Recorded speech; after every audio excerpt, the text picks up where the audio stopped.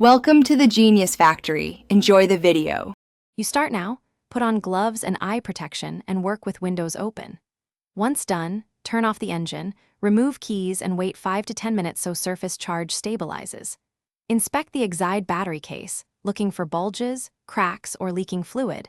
Check terminals for white or green corrosion and ensure clamps are tight. Make sure cables are undamaged and free of frays. These quick checks tell you if a simple clean or a deeper test is needed next. You now measure how the battery behaves.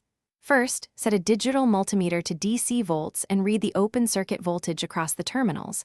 A healthy 12V lead-acid battery shows about 12, 6 to 12, 8V. Once done, perform a 10-second load test with a proper load tester or apply a starter motor load while someone cranks the engine briefly. Watch the voltage drop.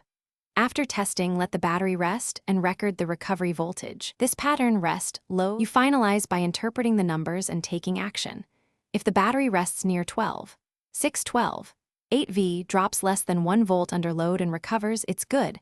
Replace the battery if rest voltage is below 11. 9V, it won't recover or the case is compromised. Once done, clean corroded terminals with baking soda paste, fully charge the battery with a smart charger, then retest.